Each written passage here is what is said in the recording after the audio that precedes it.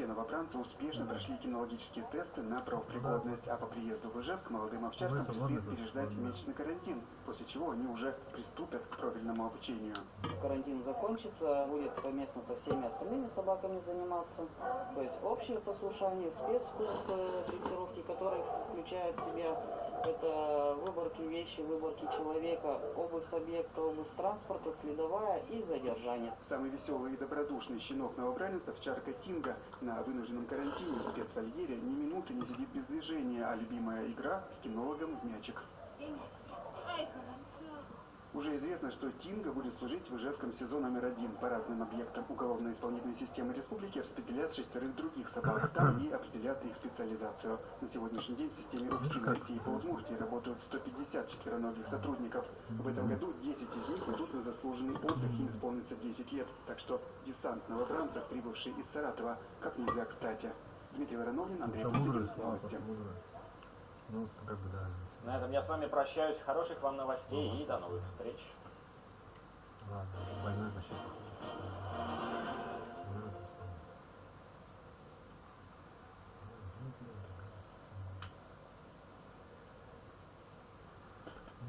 Ладно, все, почему?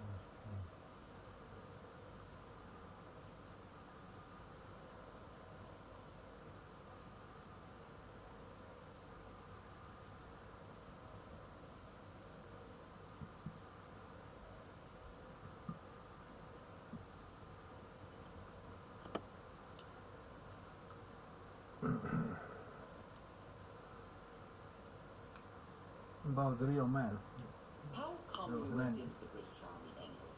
Well, I'd have never, brother. How come you went into the British Army anyway? Well, I'd have never, brother. There was 5 of us actually, 5 brothers. We all served in the 1914-18 war. And the eldest fella, he was a long-headed guy, you know.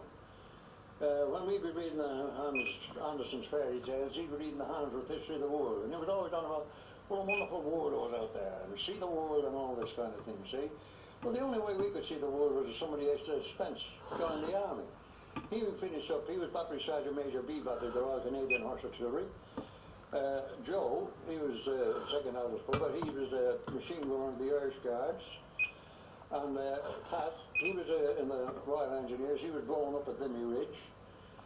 Frank, he was in the Royal Dublin Fusiliers, he was killed at Moreland-Court on the Somme. He was killed in the morning time, and I got gas at the same place on the same day, in the evening. Yeah. So, joined the army. He would finish up, he was Battery Sergeant Major B Battery, the Royal Canadian Horse Artillery. Joe, he was second eldest brother, he was a machine gunner of the Irish Guards. And Pat, he was in the Royal Engineers, he was blown up at Vimy Ridge. Frank, he was in the Royal Dublin Fusiliers, he was killed at Moreland-Court on the Somme. He was killed in the morning time, and I got gas at the same place on the same day, in the evening. Yeah. So, the only way to see the world and see all these wonderful things that the elder brother used to be talking about was join the army. You told a lie, Jack. I did. You said you were 18. Yeah. And you were only 16. I know that. Well, that's the only way I could get into the army. It wasn't me that really sought that out. It was a sergeant named MacDonald, a very smart-looking man who was a recruiting sergeant in Brunswick Street in Dublin. And he said, well, he said, check your age up, all that kind of thing. He said, you'll be able to in Dublin. And he said, well, he said, check your age up, all that kind of thing. He said, you'll be able to pass all right. So I did. So I had an army age and I had another age, see, so that's it. You never had any idea what you were getting into, Jack, did you? Well, I thought I was going to see the world, but I'd never seen the second world, the other world. How deep were trenches? 10, 12 feet. Deep? Yeah. And you Because you had to have the head cover. Yes. And then there was the steps for getting up and going over the top. Yeah. And tell me about going over the top. 10, 12 feet. World, the other world. How deep were trenches? 10, 12 feet. Deep? Yeah. And you Because you had to have the head cover. Yes. And then there was the steps for getting up and going over the top. Yes. And tell me about going over the top. I'm told that the men shouted when they were going over the top. You shouted because, I'm going to tell you something, Kay. I never went over the top that I wasn't scared. I was scared stiff. And everyone shouted because more or less we were all scared. And you shouted because it kind of helped you. See? And he shouted all the way until you got into action. And they were shooting at you all the time? Oh yeah, so the shells were bursting, the bullets were flying, you hear the whine of the bullets and the bursting of the shell and all that kind of thing. And how bad was it? Tell me about the wet and the Look, stab. I am an old concentrable, as you know. I'm the only one in Ireland. The 1940, let me say this much, Gabe. I think myself, it's my opinion, that the British Army that went overseas in August 1914 was up till then the finest army the world has ever seen. Surely we proved it in 1914 and the winter of 1914-15. We went a living actually in 1914. Finest army the world has ever seen. Overseas in August 1914 was up till then the finest army the world has ever seen. Surely we proved it in 1914 and the winter of 1914-15. We went a living actually in the sense of the word. It was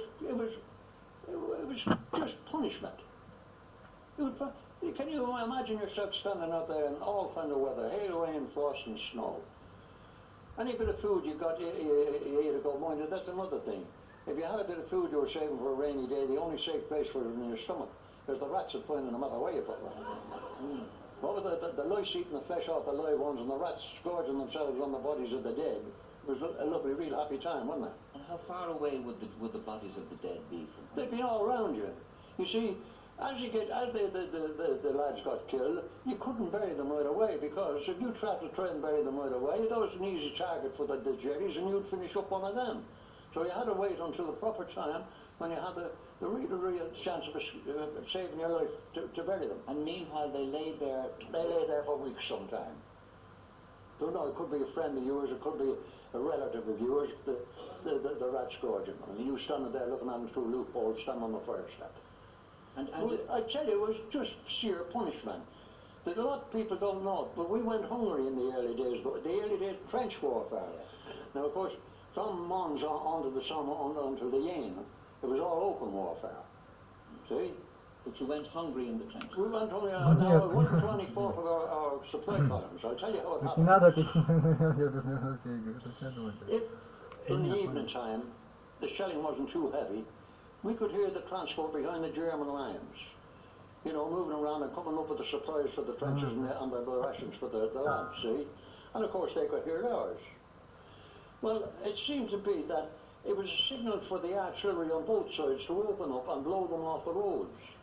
Too damned often they were successful, with the result that 9 or 10 o'clock at night, the word had come along, sorry lads, no rations tonight, transport couldn't get through. Well, I think that actually died away by mutual consent. Because if the lads in the trenches couldn't get food and they couldn't get the munitions and supplies they wanted, what was going to happen? And it gradually died out. And after that, supplies were pretty regular. So you didn't shell their supply trains and they didn't shell yours? No, it died out. Because what were you going to do with the men in the trenches if they couldn't get food or couldn't get the equipment? Yes. And did the rats attack you in the trenches where you were? That was one thing, Gay, you could have mentioned that we had to be very careful of, not to leave any wounded out. Get the wounded in, get them in somewhere where they could be, because the rats have been known to attack helpless wounded. They could be alive, but the rats would attack them. As a matter of fact, there was one night we were out of the line at the time, and we were in an old loft. And a young lad I knew very well, he was lying alongside me this night sleeping. He woke up and he was shouting, he'd been bit. Well, we lit a bit of candle, right enough, a rat had taken a piece out of his cheek. So we put a first few dressing on, and no one was having seen the doctor. Now it just shows you how poisonous they were. In 2 days' time, that young lad was dead, and his head and naked lad had swelled up and gone black. So it just shows you the poison in the rat bite. I often wondered how many Tommies really got killed by rat bite. Because they were there millions. There were millions. They were there. Now, that's something I'd like to tell you, Kay. I got gassed, and my brother got killed the same day on the Somme, up in Marlincourt on the Somme. Well, I think I went grey-haired overnight, worrying would I be permanently blind. I'll tell you how I got gassed in the first instance. We were on a working party this day, see, bringing stuff up to the line of that, and Jerry twigged us and he put over a shell barrage. Now there was no gas around. I had my gas mask on my right shoulder and the gas mask was down here on my left hip. And during the barge, I got a smack in the hip. It was a real hard one because it knocked me into a trench hole about 6 feet away. But right away I had my pants down to see what I was wounded for. I wasn't wounded, no blood or anything like that, see. Never gave it a thought. Carried on that day, and that night, there was a bunch of us in an old, disused German gun emplacement. Because we'd been in the Germans back, you see. And an officer came along, he said, hey lads, he said, there's 10 or 12 men out there, he said, wounded. Go out and bring them in. So of course right away we went out to get the wounded in. Now when we went out, Jerry put over gas shells. Of course as soon as you snipped the gas, everyone shouted, put on your gas mask, lads. Well I put on my gas mask and that kind of thing, the same as everybody would. And I hadn't it on about 2 minutes. And I began to get sick into my gas mask, you know. Then my ears began to pain me. I began to find it difficult to breathe, so I either pull the plastic thing off or suffocate. So I pulled it off, of course, scattered around to where I went down. Luckily, a lad came along and adjusted up, went down, and he said, where do you hit, mate? So I said, I'm not hit, I'm certain gassed.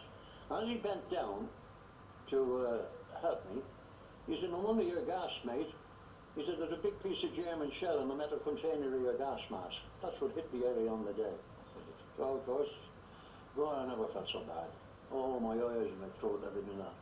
Well, anyway, another lad came along between them that took me down to the casualty clearance station. It was only just a little way down the reserve trenches. Now, I remember the medical officer coming on there and taking my particulars from my identity disc. But I must have been unconscious for a long time because I don't remember anything else until I was in the 2nd Canadian General Hospital down at Leeds Freeport. That was right down on the coast. And I said, where am I? And somebody said, we're in the 2nd Canadian General Hospital at Leeds Freeport, see? Well, I must have been unconscious all that time. And it took days for me to come to the front line right down there. Well, anyway, there was a medical officer came to see me. So he said, how long have you been out here? So I said, since August 2014, sir. So he said, where do you come from? So I said, Monaco on the sun. Вредитель. Держался.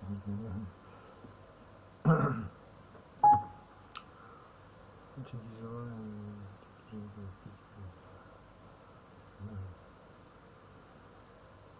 Oh, thank you, gracias. Gracias. Mission.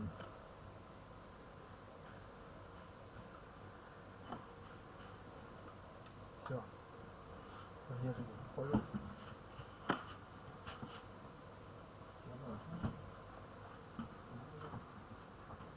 $27 is all it takes to get the best chord progressions and royalty-free melodies on the internet. If you'd rather spend that money at a fancy dinner than improving your songwriting, skip this ad. I don't want your money. Want to make music like this?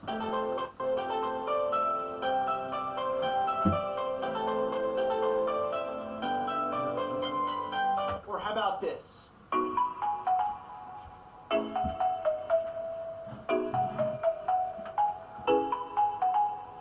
Click below to get access to thousands of melodies and chord progressions inside of my MIDI pack. Over 50,000 producers, songwriters, and artists are using my MIDI pack to destroy writer's block for good.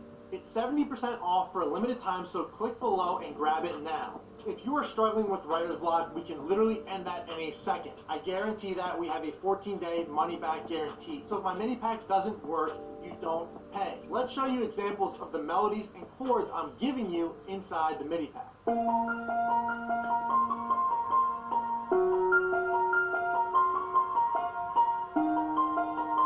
Эй!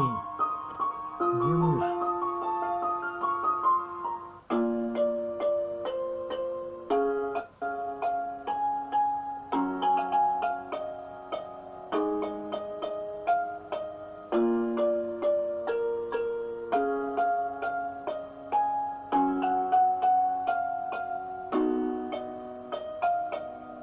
What are you waiting for?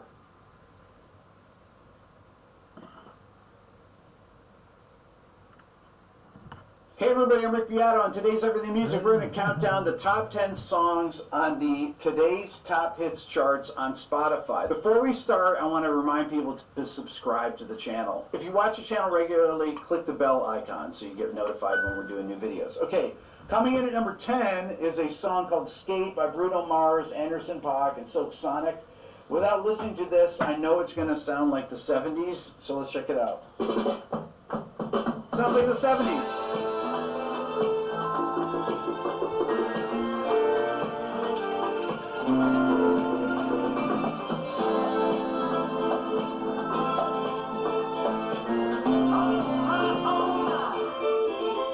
Cool.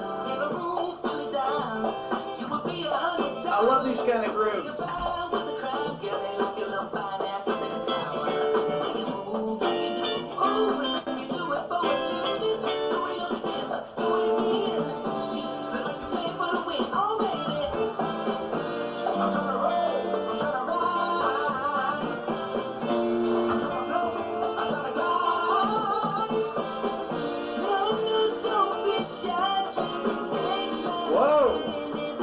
So we got this, but then they went to modulated to A flat there. That's really hip. Whoa. I love that it has all those upbeat accents. It really moves the groove along, and it's a killer groove.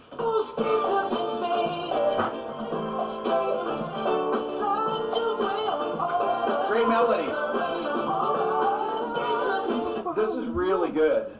It's a great song. I love these kind of grooves. I love these types of funk grooves.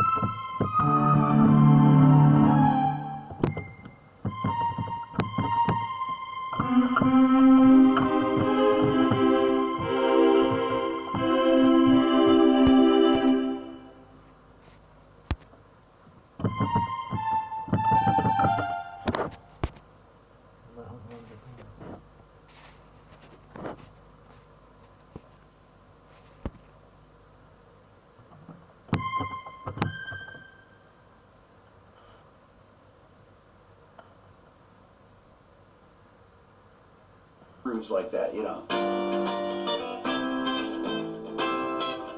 Great.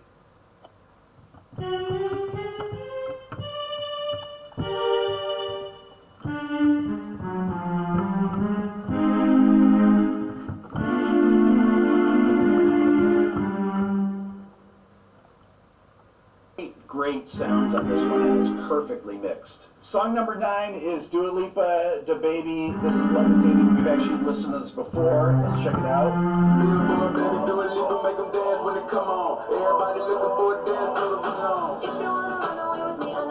This thing is huge sounding. If you compare this to the Bruno Mars song, not comparing it's just a volume thing. This has more apparent volume to it right off the bat.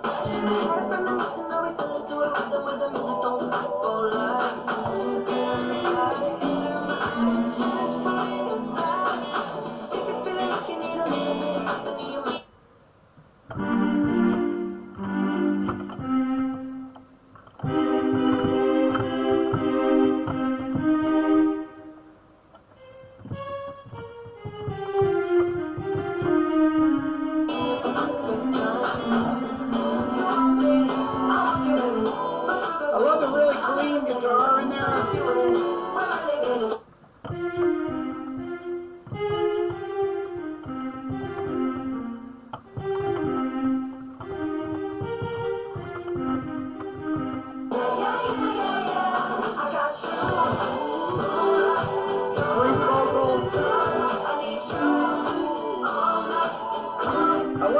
those gaps vocally where there's space, and then they have kind of the answer vocals in between there in the chorus part.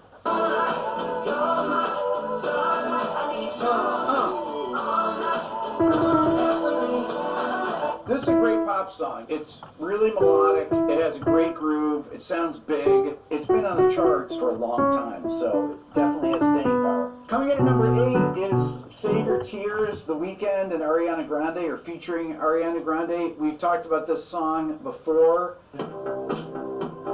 Very 80s sounding.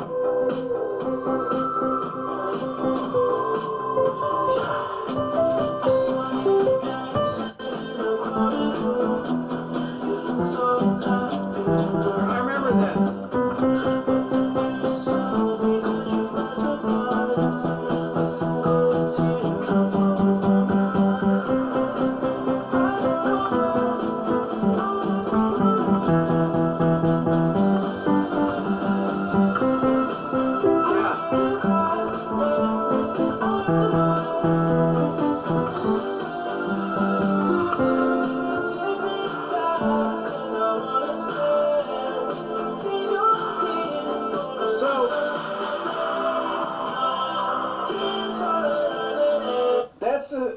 About this that is cool is that they changed the feel here on the beginning of the chorus. It goes to like a halftime feel. Check it out.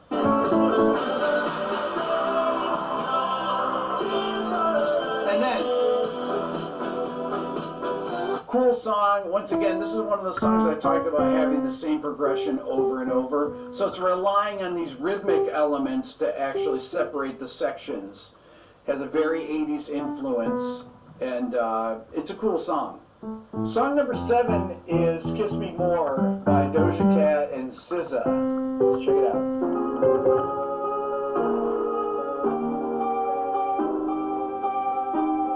Very jazzy.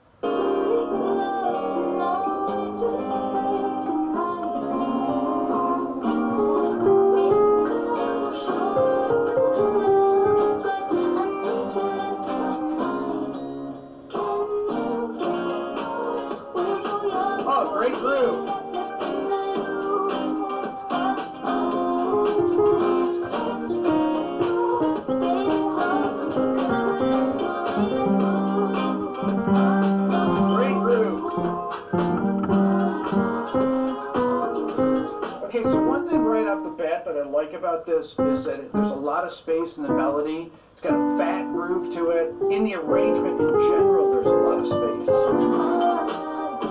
Everything's clear.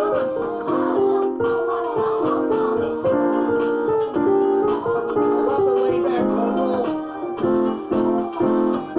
I really like this. It has great production. It's got a funky groove. It's something that I would listen to in the background when I'm driving or just kind of groove out to. It's a cool song. You know, I always leave this at the end, but I want to say right here, if you want to support the channel, check out my Piano book, which is a music theory book, or my ear training course that shows you how to figure out songs like I'm doing right on the fly here, or even my quick lessons guitar course that just came out. Song number 6 is Good For You by Olivia Rodrigo.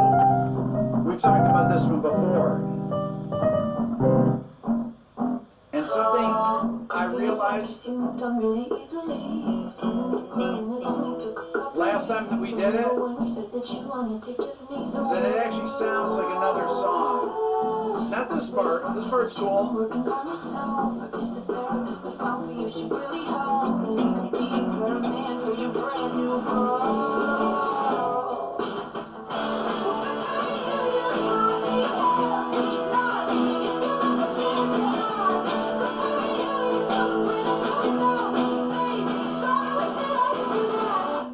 this chorus reminds me of a Paramore song. And you guys will know which one, because I'm going to play it for you right now.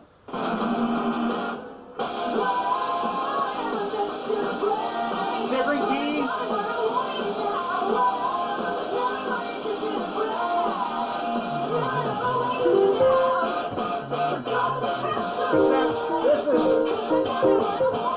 This is way cooler sounding. Sorry, Olivia. I love Olivia's singing. She's great and everything, but to me, there seems to be a little bit of similarities between these two tracks, which I realized after the last time we talked about this. So maybe that's not good for you. Song number 5 is Beggin' by Måneskin. It's an Italian band that won the Eurovision, I believe. Everybody's been asking me to react to this band. This is actually not the song. This is a cover. This is not the song that they won. That's their own original song that they won the competition with. But put your loving hand out, baby, 'cause I'm begging.